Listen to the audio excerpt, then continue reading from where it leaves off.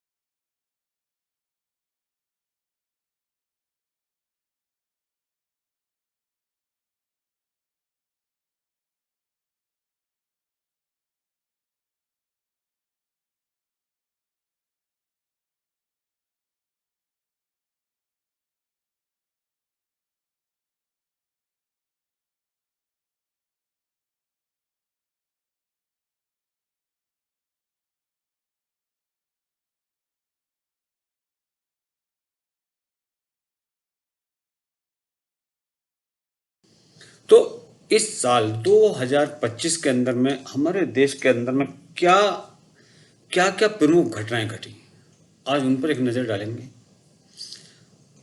जो पहला हादसा था वो था 4 नवंबर 2025 की सुबह छत्तीसगढ़ के बिलासपुर रेलवे स्टेशन पर जो हुआ वो केवल एक रेल दुर्घटना नहीं बल्कि वो एक व्यवस्था की बहुत बड़ी चूक थी। सुबह के समय एक पैसेंजर ट्रेन तेज रफ्तार से आगे बढ़ रही थी। कुछ ही पलों में वो एक खड़ी हुई मालगाड़ी से टकरा गई।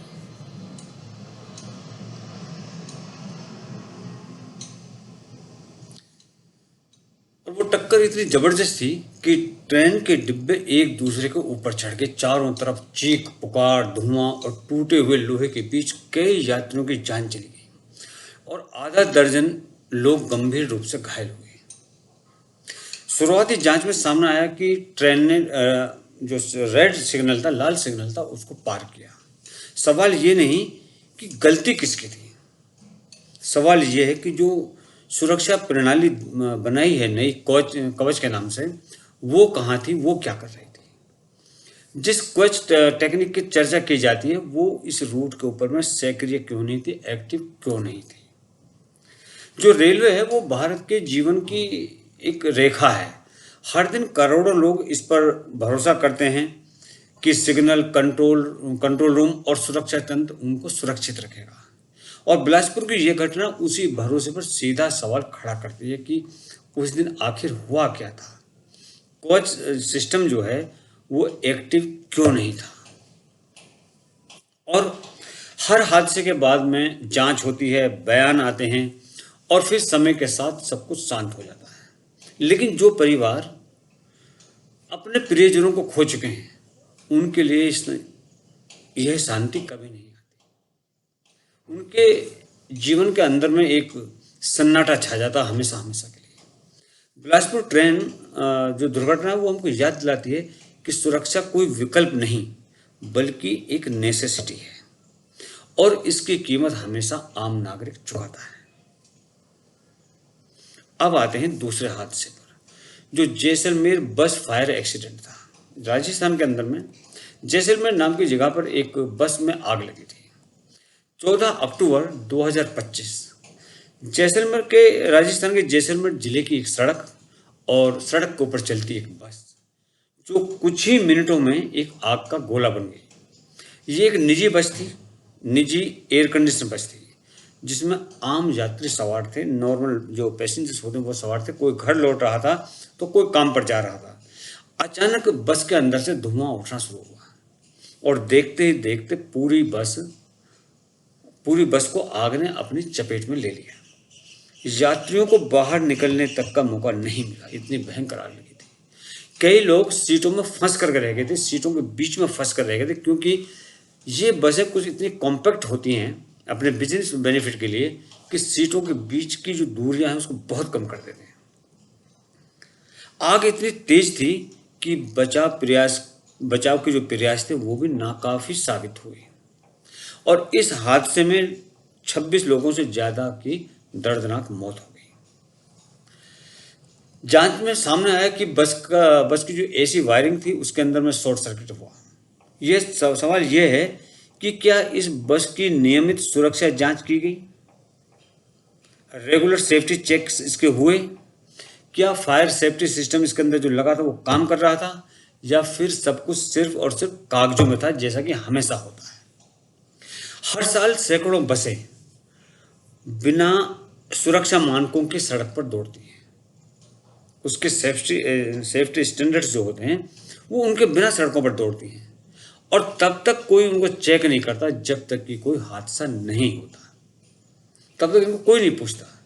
जैसलमेर की जो ये आग है ये उसी लापरवाही की कीमत है जो कि लोगों को अपनी जान से चुकानी पड़ी। और ये हादसा केवल एक हादसा नहीं बल्कि टेक्निकल प्रॉब्लम जो थी वो है, तकनीकी खराबी नहीं थी। ये जो दुर्घटना थी ये सिस्टम की लापरवाही थी, निरीक्षण की कमी और जवाबदेही के अभाव की जलती हुई एक तस्वीर थी।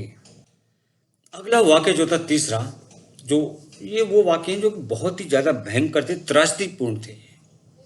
इनके अंदर में जो क्षति हुई है उसको हम लोग किसी भी कीमत पर, कोई भी व्यक्ति पूरा नहीं कर सकता।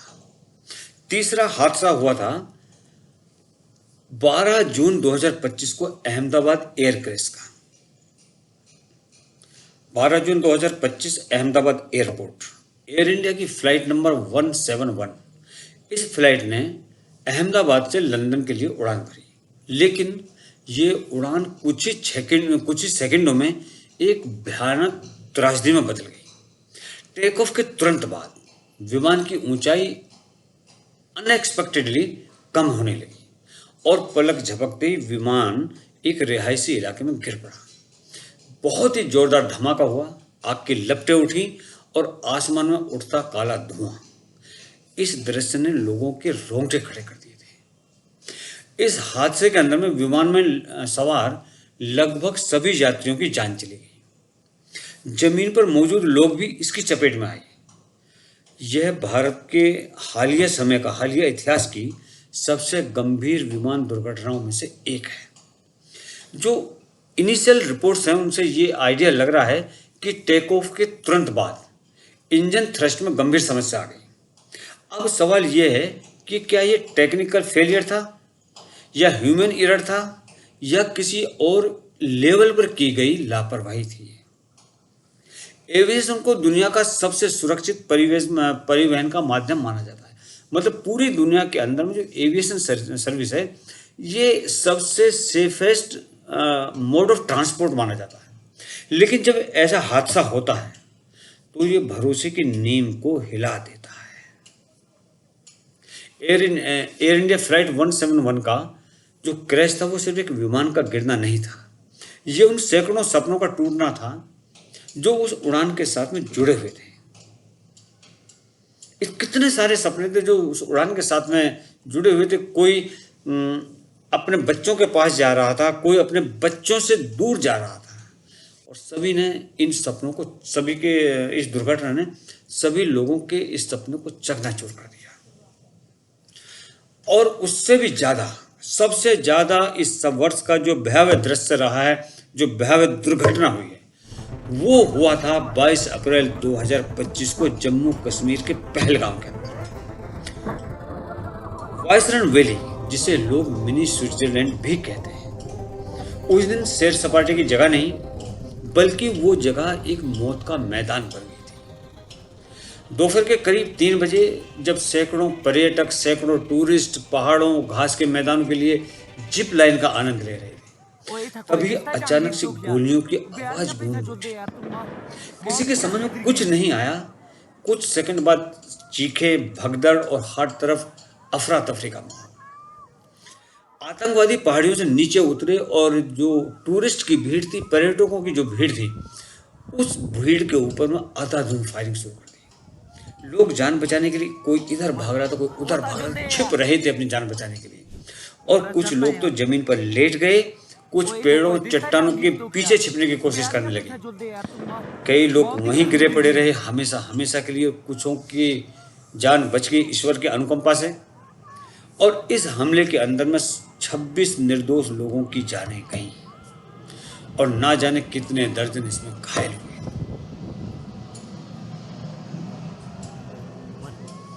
जो लोग मारे गए वो लोग सिर्फ आंकड़े नहीं थे, वो किसी के पति थे, किसी की पत्नी थी, किसी के माता पिता थे, किसी के बच्चे थे। जो लोग इस हादसे का शिकार हुए। घटना के बाद सुरक्षा बलों ने पूरे इलाके को घेर लिया। घायलों को हेलीकॉप्टर और एम्बुलेंस से हॉस्पिटल पहुंचाया गया, लेकिन तब तक बहुत देर हो चुकी थी, बहुत टाइम निकल गया था तब तक। ये हमला सिर्फ एक पर्यटकों पर हमला नहीं था, बल्कि ये भारत की शांति, कश्मीर के पर्यटन और आम नागरिकों के भरोसे पर हमला था। पहलगाम का ये खून आज भी सवाल पूछता है कि क्या मासूम लोगों की जान की कीमत इतनी सस्ती है, और कब तक आतंकी निर्दोषों को यूं ही निशाना बनाते रहेंगे। ये सिर्फ एक आतंकी हमला नहीं था, ये एक चेतावनी थी और एक गहरी, कभी ना बढ़ने वाली चोट। ये वो 4 हादसे थे जिन्होंने वर्ष 2025 के अंदर में पूरे भारत को हिला दिया था, लोगों को झकझोर दिया था। आने वाले वर्ष 2026 के लिए प्रार्थना करता हूं मैं ईश्वर से कि हमारे देश के अंदर ही नहीं बल्कि विश्व में कहीं पर भी इस टाइप की कोई दुर्घटना ना हो, इस तरह का कोई भी आघात किसी को झेलना ना पड़े। इसी कामना के साथ में वर्ष 2025 को प्रणाम और आने वाले वर्ष 2026 को भी प्रणाम। जय हिंद, जय भारत, जय श्री राम। अगर आपको वीडियो अच्छा लगा हो तो लाइक कीजिए, शेयर कीजिए, चैनल को सब्सक्राइब कीजिए और अपने कमेंट्स कीजिए। जय हिंद, जय भारत।